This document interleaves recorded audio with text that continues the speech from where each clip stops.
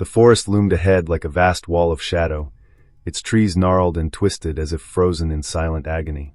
Lucas stepped cautiously onto the overgrown path, each crunch of dried leaves beneath his boots sounding unnaturally loud in the oppressive silence. The air was thick, almost suffocating, carrying a faint metallic tang that clung to his tongue. A chill seeped through his jacket, though the night wasn't cold, and the deeper he ventured, the darker the forest became, as if the trees conspired to blot out the moonlight entirely. An eerie quiet enveloped him.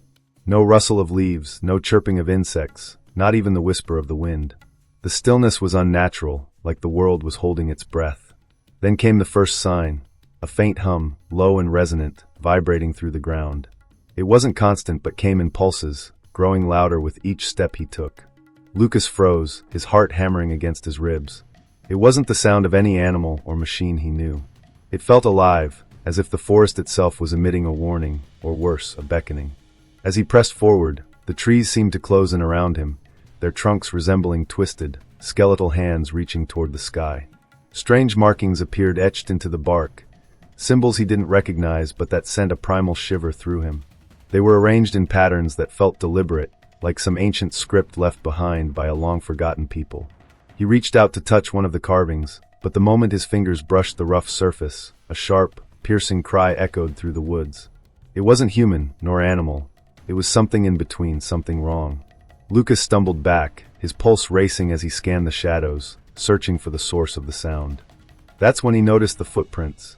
They were faint but unmistakable, leading off the path and deeper into the underbrush. They weren't human. The shape was elongated, almost like talons, and they glowed faintly under the pale light of his flashlight.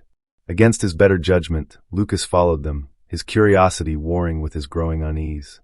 Each step felt heavier than the last, as though an unseen force was trying to drag him back. The hum grew louder, almost deafening now, and a thick fog began to rise from the ground, swirling around his legs and obscuring the path. Lucas realized too late that he was completely off track. The landmarks he'd memorized were gone, replaced by a seemingly endless maze of identical trees. Panic clawed at the edges of his mind. He tried retracing his steps, but the footprints he'd been following had vanished, swallowed by the fog. Then, out of the corner of his eye, he saw it. A figure, or what he thought was a figure, standing motionless among the trees. It was too far to make out any details, but its outline was distorted, as though it were submerged underwater. Lucas called out, his voice trembling, but the figure didn't move. Instead, it seemed to tilt its head, a jerky, unnatural motion that made his stomach churn. The hum stopped abruptly, replaced by a suffocating silence that pressed down on him like a weight. He took a step toward the figure, and it vanished, dissolving into the mist like smoke in the wind. But the silence was broken again, this time by the sound of soft, deliberate footsteps behind him. He spun around, flashlight trembling in his grip, but there was nothing there. Just the fog, the endless trees, and the sense that he was being watched. No, not watched, hunted. Lucas's breath quickened as he realized he was no longer alone. As Lucas stumbled deeper into the forest, the weight of the silence grew unbearable. His breaths were shallow, his flashlight flickering as though the darkness itself was trying to swallow the light. Just when he thought the oppressive stillness would drive him mad, he caught sight of something glinting in the distance, partially hidden by the creeping fog. Hesitant but unable to resist, he approached it, his heart pounding in sync with each cautious step. It was a pocket watch, antique and tarnished, hanging from the low branch of a gnarled tree. The watch swung gently, though there was no breeze to move it, and its surface gleamed faintly under the faltering beam of his flashlight. Lucas reached out, his fingers trembling, and as he touched the cold metal, a sudden jolt shot through his arm, a vivid flash of memory.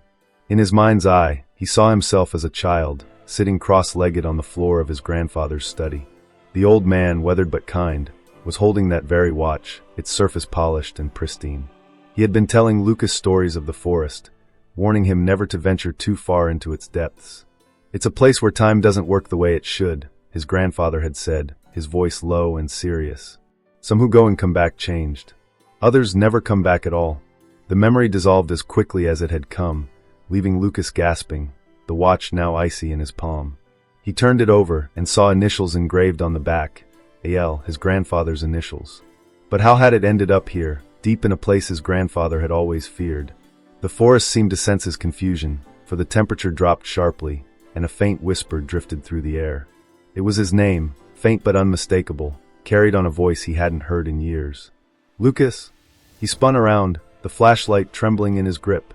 The whisper repeated, louder this time, coming from all directions yet nowhere at once. Shadows danced at the edge of his vision, and the trees seemed to loom closer, their twisted branches curling inward like skeletal fingers. His grip tightened around the watch, its ticking now audible, though it had been broken when he picked it up.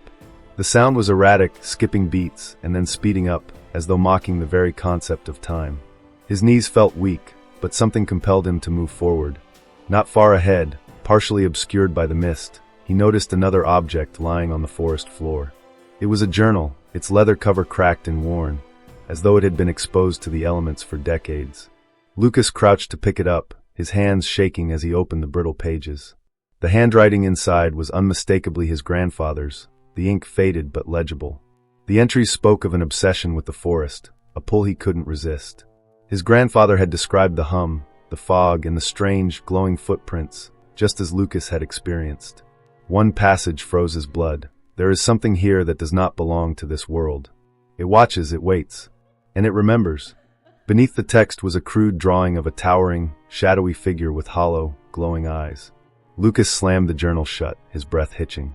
His grandfather had been here, in this very place, and whatever had ensnared him decades ago was now closing in on Lucas.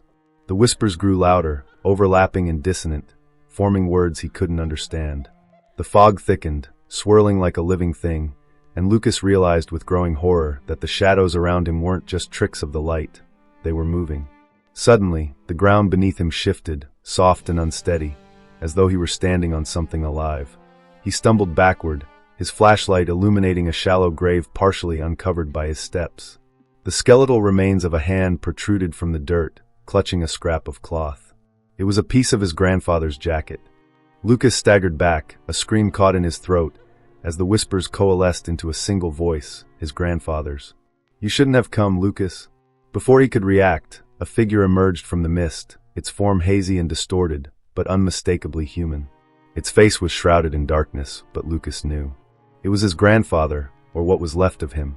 The figure raised an arm, pointing deeper into the forest, where the hum now roared like a heartbeat.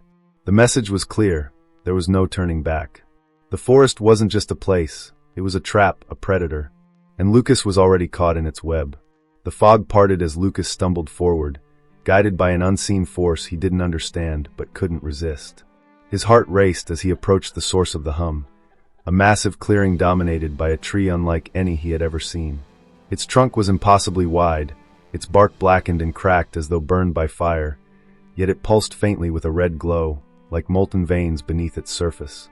The branches stretched skyward in grotesque, twisted shapes, their tips vanishing into the darkness above. Beneath it, the ground was unnaturally smooth, a circular patch of ash and dirt where nothing grew. As Lucas stepped into the clearing, the hum stopped abruptly, replaced by an oppressive silence that pressed against his chest. The air was thick, heavy with the scent of decay and something else, something metallic, like blood. He felt eyes on him, though there was no one else there. Or so he thought. A figure emerged from behind the tree, shrouded in shadow but undeniably human in shape. It didn't walk, it glided, its feet never touching the ground. Its face was obscured, but two glowing red eyes burned through the darkness, locking onto Lucas. The figure raised an arm, pointing at the base of the tree, where a faint glow emanated from a jagged opening. The glow pulsated in time with Lucas's racing heartbeat. A deep, resonant voice echoed in the clearing, though the figure's mouth never moved. The voice was ancient, layered, as if 100 people were speaking at once. "Choose," it said, the single word reverberating in Lucas's skull. Confused and terrified, Lucas stammered, "Choose what?" The figure didn't answer, but the opening at the base of the tree widened, revealing something inside, a swirling void of light and shadow, spinning like a vortex. From it came a sound like whispers, faint and distorted, but distinctly familiar. Lucas froze as he recognized the voices. They were the voices of his family, his friends, people he knew and loved. They were crying out, begging for help, trapped somewhere beyond the void. The figure's voice returned, louder this time, shaking the ground beneath Lucas's feet. "To enter, you must give what is most precious. A memory, a piece of yourself. Your choice will determine your fate." Lucas's mind raced. He could feel the pull of the vortex, a magnetic force that seemed to reach inside him, tugging at his very essence. The thought of stepping into it filled him with dread, but the voices of his loved ones were impossible to ignore. He looked down at the pocket watch still clutched in his hand, its ticking now synchronized with the pulsating light of the vortex. Was this what the forest wanted? His memories? His identity?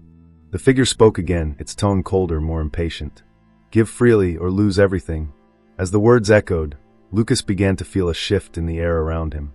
The ground trembled, and from the shadows surrounding the clearing, shapes began to emerge. They were humanoid but wrong, twisted, gaunt figures with hollow, glowing eyes and limbs that moved unnaturally.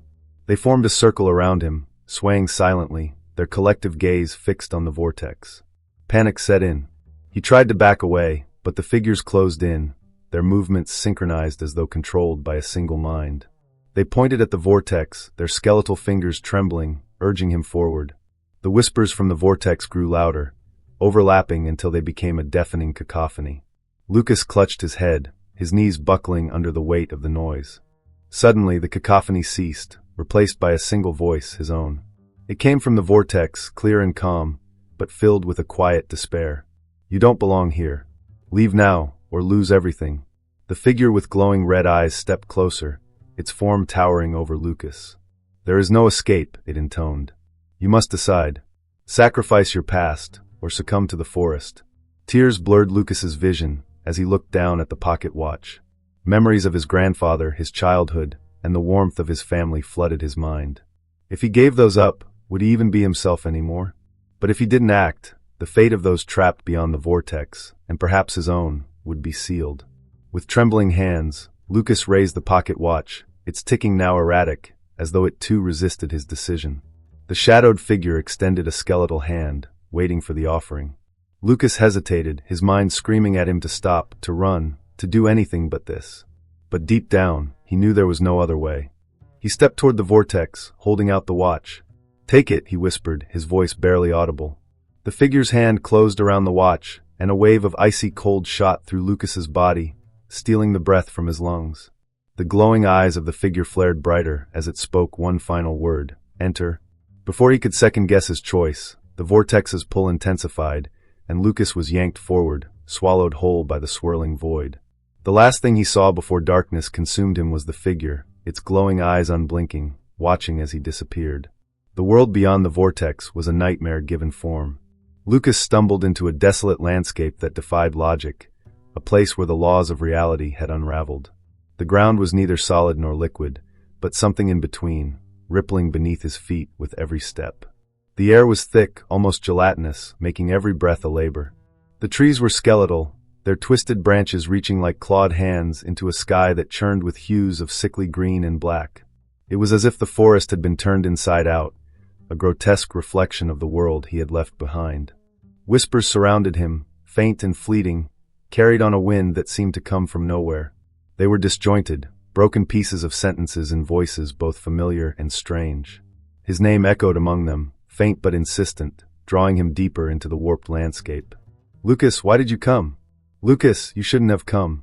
As he moved forward, the shadows began to shift. At first, they were subtle, creeping along the edges of his vision like predators stalking their prey. Then they grew bolder, darting across his path in shapes that were almost human but not quite right. Their movements were jerky, unnatural, as though they were puppets controlled by unseen strings.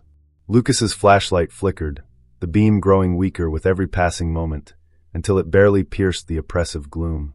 A sudden noise stopped him in his tracks, a low, guttural growl, unlike anything he had ever heard. It came from the darkness ahead, a deep rumble that seemed to resonate in his chest. The shadows froze, their distorted forms now visible in the faint glow of the pulsing sky. Lucas's breath caught in his throat as he realized they weren't just shapes. They had eyes, hundreds of them, glowing faintly with a cold, predatory light. The growl came again, closer this time, and the shadows began to converge, their movements synchronized as if guided by a single will. Lucas took a step back, his flashlight shaking in his hand. His heart pounded in his ears, drowning out the whispers that now rose to a deafening chorus. He could feel the weight of their gaze, the malice in their silence. Out of the corner of his eye, he saw something move, a figure, taller and darker than the shadows, emerging from the forest of skeletal trees. Its outline was blurred, like a smudge on reality, but its presence was undeniable. It was the source of the growl, the whispers, the fear that gripped his soul. As it approached, the air grew colder, and Lucas's body felt heavy, as if the very atmosphere was pressing down on him. The figure stopped just at the edge of the faint light from his flashlight. It didn't speak, but the whispers grew louder, more frenzied, as though it were commanding them. Lucas's mind reeled as the words began to make sense, forming a message that chilled him to the core. "Give in, join us. There's no escape." Desperation overtook him, and he turned to run, but the ground beneath him shifted, rippling violently like water disturbed by a stone. He fell, landing hard on the unstable surface, which seemed to swallow his limbs, holding him in place. The shadows closed in, circling him like vultures. Their hollow, glowing eyes stared down at him, unblinking, and the figure stepped closer, its form towering over him. Lucas clawed at the ground, trying to free himself, but it was no use. The figure knelt, its face mere inches from his own. Its eyes were empty voids, yet they seemed to see everything, piercing into his very soul. A hand emerged from the shadows, skeletal and clawed, reaching toward his chest. Lucas felt a sharp, icy pain as the hand pressed against him, as if it were reaching inside him, pulling at something he couldn't see but could feel slipping away. A scream tore from his throat, raw and primal, as the whispers reached a crescendo. His vision blurred, and for a moment he saw something, a memory vivid and bright. It was his grandfather, smiling, holding out the pocket watch. The memory was ripped away as quickly as it came, leaving an aching void in its place. The figure recoiled, its form distorting violently, as if it had taken more than it could handle. The shadows hesitated, their movements faltering, and Lucas seized the moment. With every ounce of strength, he pulled himself free from the ground and bolted, his legs trembling but moving faster than they ever had. The whispers followed him, relentless, growing louder with each step, but he didn't look back. Ahead, a faint light broke through the oppressive darkness, a crack in the twisted landscape. Lucas ran toward it, his lungs burning, his mind screaming for him to stop and collapse, but the primal need to survive pushed him forward. As he reached the light, the whispers stopped abruptly, replaced by a deafening silence. He fell to his knees, gasping for air, and looked back. The shadows were gone, the figure nowhere in sight, but the fear lingered, crawling beneath his skin, and the memory of that skeletal hand reaching into him refused to fade. He wasn't safe. Not yet. Something had been taken from him, and he knew the forest wasn't done with him. Not by a long shot. The air grew heavier as Lucas pushed further into the warped forest. Every step felt like a betrayal of his instincts, an act of defiance against the primal voice in his head screaming for him to turn back. The ground beneath his feet was slick, almost viscous, clinging to his boots as if trying to pull him down. Shadows shifted on the edges of his vision, slithering like serpents, but when he turned to look, there was nothing there. It wasn't just the shadows haunting him now, it was the whispers. They were no longer faint or disjointed but sharp and direct, echoing his deepest fears and doubts. "You're not strong enough, Lucas. You will fail, just like he did." The voice wasn't unfamiliar. It was his own, twisted and layered with malice, as if a darker version of himself was speaking from the depths of the forest. The landscape began to change as the whispers grew louder. The skeletal trees seemed to lean toward him, their twisted branches clawing at the air. The ground undulated like the surface of a breathing beast, and strange objects began to emerge from the soil. At first, they were small, a child's doll with empty eye sockets, a rusted pair of scissors, a broken mirror. But then larger things appeared, an old wooden chair, its legs splintered and uneven, a doorframe standing alone with no walls to support it, a crumpled car door with streaks of rust that looked eerily like dried blood. Lucas's flashlight flickered, casting fleeting glimpses of these relics of a forgotten world. He felt a chill run down his spine as he realized that some of the objects were familiar. The broken mirror, for instance, he had seen it before in his childhood home, shattered after an argument between his parents. The doll resembled one his sister used to carry everywhere before she disappeared. The doorframe looked identical to the one that had led into his grandfather's study, the place where the warnings about the forest had first been whispered to him. The whispers became more aggressive, more personal.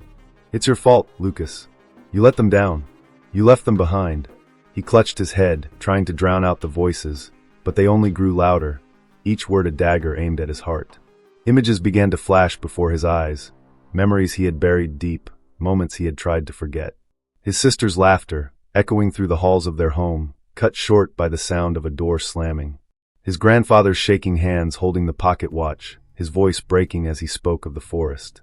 The look of disappointment in his mother's eyes when he had left home, chasing his ambitions and leaving his family behind. As Lucas fell to his knees, the forest seemed to feed on his despair. The whispers turned into mocking laughter, rising in a cacophony that echoed through the trees. The shadows grew bolder, creeping closer, their forms shifting into grotesque parodies of the people he loved. One shadow stepped forward, taking on the unmistakable shape of his sister. Her face was pale and hollow, her eyes wide and unseeing. She reached out to him, her voice a haunting whisper. "Why didn't you save me, Lucas? Why did you leave me?" He backed away, trembling, his mind racing. "You're not real," he muttered, his voice cracking. "This isn't real." But the figure only stepped closer, her voice growing louder, more desperate. "You can save us, Lucas. You can save me. Just give in. Give yourself to the forest, and everything will be right again." Lucas felt a pull, an almost irresistible urge to reach out and take her hand. The temptation was overwhelming, the promise of redemption, of undoing the mistakes of his past. But something about her voice was wrong, too perfect, too rehearsed, like an actor delivering lines from a script. He hesitated, and in that moment, her face twisted, the hollow eyes filling with a deep red glow. The voice turned sharp, cutting. "You're weak, Lucas. You don't deserve to save anyone." The ground beneath him cracked, and he fell backward, landing hard on the shifting earth. The shadows swarmed around him, their whispers now screams, a chorus of accusations and pleas. The forest seemed alive, feeding off his fear, growing stronger with every moment he faltered. He backed away, trembling, his mind racing. "You're not real," he muttered, his voice cracking. "This isn't real." But the figure only stepped closer, her voice growing louder, more desperate. "You can save us, Lucas. You can save me. Just give in. Give yourself to the forest, and everything will be right again." Lucas felt a pull, an almost irresistible urge to reach out and take her hand. The temptation was overwhelming, the promise of redemption, of undoing the mistakes of his past. But something about her voice was wrong, too perfect, too rehearsed, like an actor delivering lines from a script. He hesitated, and in that moment, her face twisted, the hollow eyes filling with a deep red glow. The voice turned sharp, cutting. "You're weak, Lucas. You don't deserve to save anyone." The ground beneath him cracked, and he fell backward, landing hard on the shifting earth. The shadows swarmed around him, their whispers now screams, a chorus of accusations and pleas. The forest seemed alive, feeding off his fear, growing stronger with every moment he faltered. The hum grew louder as Lucas stumbled forward, his legs heavy with exhaustion, and his mind clouded by the oppressive weight of the forest's influence. The world around him seemed to shift and distort, as though reality itself was unraveling. The skeletal trees swayed unnaturally, their branches twisting into grotesque shapes that resembled faces, anguished, screaming faces that watched him as he passed. The air grew colder, and the faint metallic taste in his mouth intensified, as if the forest was bleeding into him. At the center of this warped reality stood a massive, ancient tree, far more sinister than the others. Its trunk was impossibly wide, its surface slick with a dark, tar-like substance that dripped and pooled at its base. The bark was etched with symbols that glowed faintly, pulsing like a heartbeat. The hum emanated from within the tree, vibrating through the ground and resonating in Lucas's bones. As he approached, the whispers returned, louder and more coherent. They spoke his name, but they also murmured fragmented sentences, tantalizing glimpses of secrets he didn't understand. "You are the key. You were always meant to come. The cycle must end." The voices overlapped, their tone oscillating between pleading and commanding. At the base of the tree was an opening, jagged and dark, like the gaping maw of a beast. From within came a faint glow, flickering like a dying flame. Lucas hesitated, every instinct screaming at him to turn back. But he knew there was no escape, the forest wouldn't let him go. Whatever was inside that tree held the answers, and likely the end of him. Steeling himself, he stepped through the opening and into the hollow. The air inside was thick, suffocating, and carried a stench of decay so strong it made his stomach churn. The walls of the hollow were lined with veins of glowing light, pulsating in rhythm with the hum. In the center of the chamber stood a figure, half-shrouded in shadow. It was tall and gaunt, its form vaguely humanoid but utterly wrong. Its limbs were elongated, its movements unnaturally fluid, as though it were gliding through water. The figure turned toward Lucas, and its eyes ignited, two burning orbs of red that seemed to pierce through him, exposing every corner of his mind. The whispers fell silent, replaced by the figure's voice. It wasn't a voice in the conventional sense, but a deep vibration that reverberated through Lucas's entire being. You have come to claim what was lost, and to face what you have forgotten. Lucas's legs trembled as the figure raised a skeletal hand. A wave of energy surged through the chamber, and the walls seemed to collapse inward, replaced by a swirling void of light and darkness. Within the void, Lucas saw glimpses of his past, his sister laughing, his grandfather warning him, his mother crying. But there were other images too, memories he didn't recognize. A hand reaching for him in the dark, a doorway that bled shadows, and his own reflection staring back at him. But it wasn't him. It was something darker. The figure stepped closer, its presence overwhelming, and gestured toward the void. You were marked long ago, Lucas. You carry the weight of their sins and the burden of their choices. But now the choice is yours. Lucas's mind reeled as the void shifted, showing two paths. In one, he saw himself walking away, leaving the forest behind, but the world around him decayed, consumed by darkness that spread like wildfire. In the other, he stepped into the void, his form dissolving as he became one with the forest, his identity erased but the cycle broken. The figure's voice grew colder, more urgent. Choose, Lucas. Sacrifice yourself, or sacrifice them all. Terror gripped him as he realized the gravity of his decision. The forest wasn't just a place. It was a prison, a parasite feeding on those who wandered too close. It had consumed his grandfather and countless others, trapping their souls within its endless cycle. And now it wanted him. Lucas's hands shook as he clutched the journal, the words of his grandfather echoing in his mind. Fear is the key. It opens the door, but it also closes it. He closed his eyes, his breath shallow and rapid, and tried to block out the figure's presence. He thought of his sister's laughter, his mother's warmth, and the life he had left behind. He wasn't ready to give that up, not yet. But then he remembered the faces in the shadows, the countless souls trapped by the forest, their voices pleading for release. He couldn't abandon them, even if it meant losing himself. With a deep breath, Lucas stepped forward, his voice steady despite the fear gripping his heart. I choose to end this. The figure tilted its head, the red glow in its eyes intensifying. So be it. The void surged toward Lucas, enveloping him in its cold embrace. Pain tore through him, searing and relentless, as the forest stripped away his memories, his essence, everything that made him who he was. His screams echoed through the hollow, blending with the whispers as they rose into a deafening crescendo. And then silence. Lucas opened his eyes to find himself standing in the clearing, the forest eerily still. The ancient tree was gone, replaced by a small, sapling-like growth. The air was lighter, the oppressive weight lifted, but Lucas felt hollow. He couldn't remember why he was there, or even who he was. All he knew was that the forest no longer whispered, no longer watched. He turned and began to walk, the hum faint in the distance, as though bidding him farewell. But in the back of his mind, a single thought lingered, a faint echo of something he couldn't quite grasp. The cycle is broken for now. Lucas's vision blurred as the void swallowed him whole, the world collapsing into a suffocating darkness. He fell for what felt like an eternity, spinning through a chasm of whispers and screams, until his feet hit solid ground. The impact sent a shockwave through his body, and when he looked up, he was no longer in the hollowed tree, but a place beyond comprehension. The landscape was a nightmarish expanse of jagged cliffs and swirling mist, illuminated by a dim, blood-red sky. Rivers of black tar cut through the terrain, their surfaces bubbling as if alive. The air was thick and oppressive, carrying a scent of rot and iron that made Lucas gag. At the center of this hellish realm stood a colossal figure, far larger and more menacing than anything he had encountered before. Its form was a twisted amalgamation of shadow and bone, towering over the landscape like a god of despair. Its limbs stretched unnaturally, its fingers tipped with claws that seemed to absorb the faint light around them. Its face, if it could be called that, was a void, featureless except for two glowing red eyes that burned with a malevolent intensity. The hum Lucas had followed all this time now emanated from the creature itself, vibrating the ground and sending waves of fear through his very soul.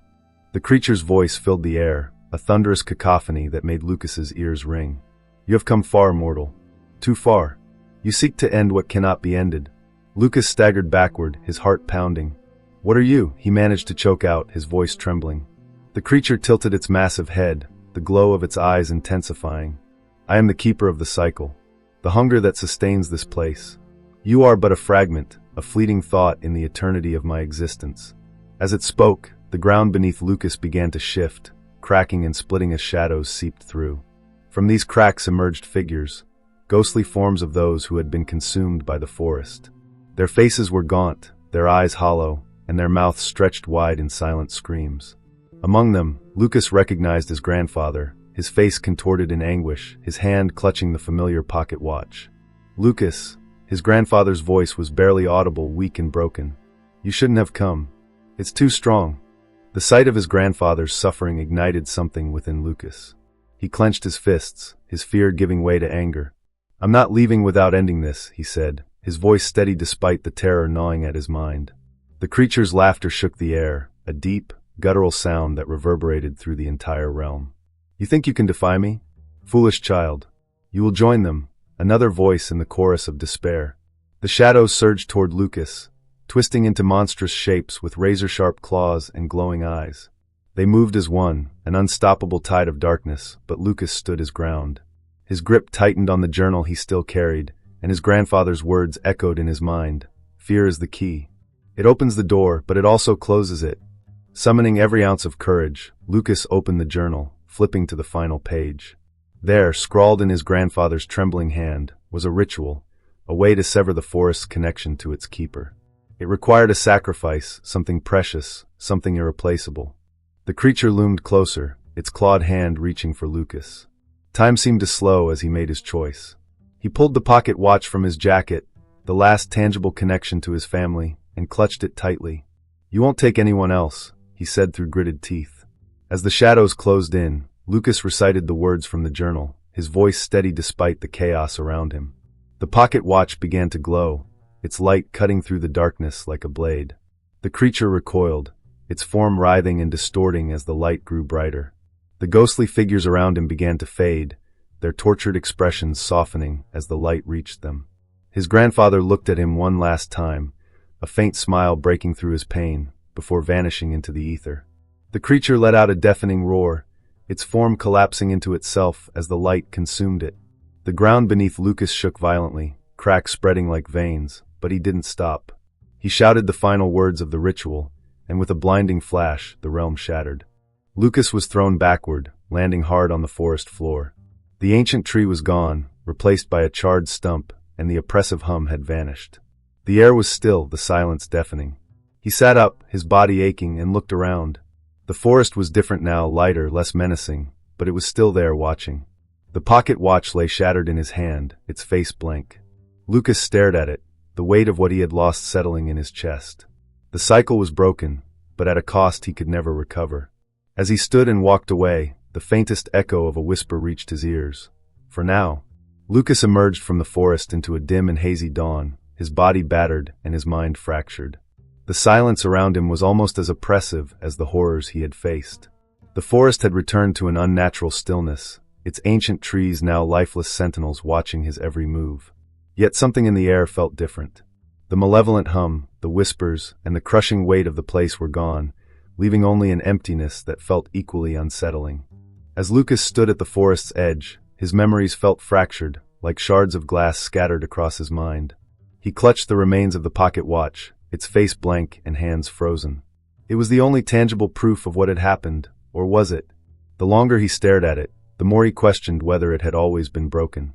Doubt crept in, gnawing at his already fragile sanity. The village nearby had not changed. Its worn wooden houses stood as they always had, their windows dark and empty. He could feel the weight of unseen eyes on him, peering from behind curtains and cracked doors. As he made his way down the dirt path, no one came out to greet him. The streets were eerily empty, as though the village itself had been abandoned long ago. Lucas reached the town square, where a rusted fountain stood, its water long dried up. He sat at its edge, exhaustion overwhelming him, and gazed into the cracked stone basin. Reflected in the jagged surface was his face, but not as he remembered it.